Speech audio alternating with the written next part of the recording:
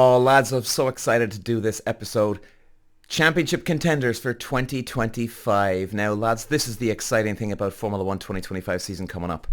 It's the same rules. There's no big changes until 2026. So, what does that mean? There's going to be, guys, so many ups and downs this year, unpredictable scenarios, I think, as we all know. And if it's anything like 2024, this is going to be one wild season. And there's one man that can really throw a spanner into the works here. And that man is... Walsh running the Irish green, and look at the move he's making down to the inside. Moves to the front from fifth all the way to the lead in lap one. Walsh takes win number 2. Peter Walsh. You know, I'm dying here, lads. I'm dying, right? I mean, if you've ever seen my podcast before, I'm a fair guy when it comes to calling that, hey, no, man, that guy, he was okay. He was right in that one. Or he was wrong. Even if I don't like the driver. I mean, I've done this, batted for them for 2 years in a row here, right? I mean, I'm not a fan of Lewis Hamilton. But I tell you, I've definitely stood up for him in moments where he's been wronged by people, and Verstappen and George Russell and Norris, Piastri, etc. So, you know, I'm in conflict here. I think on one hand, Max Verstappen was so dominant in 2024 at the start of the season. Then obviously McLaren came along and they really just upped their game and upped their ante. And I'm thinking, well, Verstappen, he's got to be one of the main contenders, right? But then I'm thinking over here, even though Norris was the main guy in McLaren to bring the fight to Verstappen, I think Piastri could be the guy. And then I've got that third little wheel. I've got Adrian Newey, the wizard behind the curtain. Adrian Newey could really deliver a package here for Aston Martin and Alonso in 2025 that could just blow everyone out of the water. Now let's look at the background here of 2024, lads, because again, like I'm saying, because there's no drastic rule changes, we could be in for the same type of scenario here in 2025. Question is, Verstappen, now this is the big one. Okay, the background, as most of us know, all right, we've all been watching the season. The dominance from Verstappen and Red Bull at the start of 2024 was unreal. He built up over 3 race wins, points-wise, and he was sitting comfortably at the top. They didn't fall asleep at the wheel. They didn't. They just lost some pace. And then, of course, as we all know, Christian Horner had some sexual assault allegations against him, which is unbelievable. And then, you know, you've got Jos Verstappen apparently having a fallout with Christian Horner over some girl, right? What's going on here? And then Adrian Newey decides to leave the team. I mean, Adrian Newey, good, the best we've ever seen in aerodynamicist-wise and engineer-wise. And he's the quiet guy in the background. But then he leaves? I mean, something happened, lads. We don't know the whole scenario here, but there was something rotten in the state of Denmark here when it came to Red Bull. Something really went horribly wrong. Especially for Adrian Newey to leave the team halfway through the season. That just doesn't happen, lads, in any type of motorsport, whether it's karting or all the way up into Formula 1. Very, very rare. So then we, you know, as we see halfway through the season, then we see Red Bull being so dominant, then all of a sudden, like the click of a finger, you see McLaren right there. Bang. Norris, Piastri, winning races, podiums. I mean, it came from nowhere. So I don't know what the hell is happening in McLaren, but they're doing something right here. Now, for Red Bull, you see, of course, there's going to be some updates to your car. There's going to be some additional this and that, right? That they're going to be using in the 2025 season. Problem is, lads, it is advantage McLaren right now. It really is advantage McLaren. Now, Verstappen, I think he's going to be right there and thereabouts next year. Will he have the dominance? I don't think so. Because Adrian Newey has gone, they had, I suppose, in one way, the ripple effect, okay? Where Adrian Newey had updates and upgrades on the car. And even when he left, they still were sort of playing catch up with those updates and upgrades, right? So therefore, even when he was gone, they were still installing the new features on the car. And then they got a couple of races out of it where it was performing okay, etc., etc. But now they're going into the 2025 season. now they're playing, in a way, they're playing catch up with their up their car. So it's disadvantage Verstappen and Red Bull at the moment. I mean, listen, what they did at the end of 2024 season, lads, after everything they went through in 2024, it is incredible what they've done. You know, so many distractions, so many things that have just gone south for them, and yet they still hung on. Now, that's their job too, right? That's what they should be doing. But not every team has the mental strength to do this. So, I mean, I think Verstappen, unless they get some great update on the car, I think Verstappen's going to be in sort of second, third, maybe fourth. I think he's going to struggle for 2025 season, lads. I don't think it's looking very, very good for him right now and Red Bull. But anyway, let's move on. Now let's look at McLaren. Obviously, as we've just spoken about, they've had a huge twist of fate, lucky throw of the dice where they got the perfect upgrade on the car and it just worked. Because a lot of teams, lads, they will update and upgrade their car, but it doesn't mean it's going to work. I mean, the amount of times that motor racing in general, right? You've got your wind tunnel and then you have a certain feature, new rear wing that just works beautifully in the wind tunnel, and the moment it hits tarmac, the thing is way off. Way off. That happens so many times. And for, most of the time, you gain an extra little bit when you come out of the wind tunnel. And if it does go your way, where it's actually improving the car, you'll gain a little bit. But it's not going to turn the car from a midfield car or at the end, the back of the field car to a winning car within one click. It just doesn't. It rarely happens. It rarely happens. So they just, in a way, a lucky throw of the dice. It clicked, it worked, boom. And I think because, again, not many rule changes for 2025, McLaren are definitely the team to beat, I think, for now, going into the 25 season. Now, I honestly think Piastri is going to be their golden boy, because even in the 24 season, lads, which shook me to my core, it honestly, it so shocked me what happened in terms of Verstappen had such a huge lead, over 3 race wins cushion, and McLaren were playing catch up. Now, yep, like a flick of a switch, bang, they were on the pace. They were in contention now to win a championship, and they had to go all in with Norris to have any chance, and even put the pressure on Red Bull and Verstappen. But they didn't. They didn't. They allowed for 3 races, allow Oscar Piastri finish ahead of Lando Norris.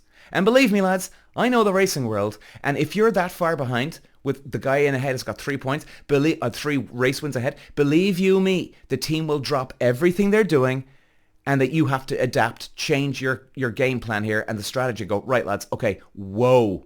I can't even believe we're ahead of here, or we're winning races here, but we gotta change everything now. We gotta put all our resources, everything, all our energy into Lando Norris, because he was the closest one to Verstappen, and yet he was still 3 race wins behind. So you don't put your energy into Oscar Piastri because he's even further behind. Okay? So what do? Everything, and they didn't. Now, what that tells me as an ex-racing driver, that tells me that they didn't actually give a damn, and still, to this day, I can't even believe I'm saying this. They didn't give a damn about winning the race, the Drivers' Championship. They didn't. They didn't give a damn. Which is just mind-boggling me here, lads. Mind-boggling me. That's like saying a gymnast at the Olympics couldn't care less about winning the gold medal. In fact, they're actually almost pissed off, and they're actually going to do other things to not win the gold medal. I'm serious. This is how bad this is. I've spoken to people in the racing world, and they're just like me. They're like, I can't believe this. This is unbelievable. What in God's name are these lads doing? In fact, lads, it's actually a laughing stock. I'm not joking you. And by the way, I was cheering on McLaren this year. All right, so this isn't, McLaren hater here. I was really hoping Norris could do the job. But I'm going to call it the way it is. I'm going to call it the way it is. So, and it killed me, man. It killed me watching this. So my point here, I think they're going to be putting everything into Oscar Piastri here, because it does look like he's their number 1 boy. because of those 3 races that they let him finish ahead of Norris. Number one, well, screw Norris, right? Screw him. Who cares? Okay? It's so obvious where to put your attention into, and it was Lando Norris. It's not like, oh, gee, we never thought of that, lads. Oh, maybe we should have actually put our attention into Lando Norris. Jeez, why didn't we think of this before? No, total bollocks. It's the complete opposite way. It's a no-brainer. There's no rocket science behind this. There's no excuse for it. So I think Oscar Piastri is their number one golden boy, and I think they're going to be putting their attention into Piastri for next year, for 2025. So I think he's going to be the boy to beat. Now, here comes the big one, though. Because if there's any man that can turn around a season and start winning, it's Adrian Newey. And he's now at Aston Martin, lads. And maybe some of you know, maybe some of you don't. There was an article about Adrian Newey, and he was getting interviewed. And the journalist, and it was a good question. He said, I've no doubt, Adrian, that you've got your pick of the litter here. You can go to any team practically, I'm sure, that you want. Why did you go with Aston Martin? And he said, this isn't the exact words now, lads, okay, so forgive me. But he basically said, lads, that he loves the way Lawrence Stroll is very hands-on. Now, Lawrence Stroll, as many of you I'm sure you know, he's a shareholder. He's an investor. He pretty much owns a lot of the company of Aston Formula One team. Okay, he's one of the owners. He's one of the investors or shareholders, whatever you want to call it. But he's in there, man, okay? He's in the Aston Martin pocket here. He's one of the big boys of the actual company. And Lawrence Stroll is a very hands-on guy. He's at the race weekends. He's there. He wants to keep an eye on everything. He's a great businessman, it seems, okay? Clearly, he must be a very good businessman. And he knows to get any advantage of winning, he needs to be there. A lot of the teams, lads, a lot of the investors, directors, shareholders of Mercedes, McLaren, Alpine, a lot of these people who own the companies, they're not showing up at the F1 weekends. And even if they are, they're up in the VIP booths, drinking champagne, trying to get laid, trying to do this, trying to do that, okay? They're enjoying it all, but they're not getting stuck in. Whereas Lawrence Stroll is keeping an eye on what he needs. And if he needs to invest more in a certain part of the car, you can be damn sure Adrian Newey will get anything he needs. Obviously, there's the budget cap as well. But if Adrian Newey says, hey, Lawrence, listen, buddy, we need to go ABC, not XYZ. We need to invest in here. I can guarantee you, Lawrence Stroll will not put up a fight. He's not going to go, well, I don't know about that, man. Really sure about that? No. He's going to go, okay, sure. Whatever you need, man. Lawrence Stroll is a clever enough man to get out of the way and let Adrian Newey do his thing. Now, the question is, can Adrian Newey turn this around in the winter break that we have here now up into March? Can he do it? It's hard to tell, lads. It's hard to tell because like we were just discussing a moment ago, the car can look great in the wind tunnel. Then the moment it hits track, bang, it goes to crap. Now, if there's one man that you can bank on it that can change it around, it's Adrian Newey. So what are the percentages that he can do it? Oh. I would say it's 70% chance that he's going to turn that car around for the good. 30% chance that he won't. Now, that's still not the greatest odds, but it's still leaning in his favor.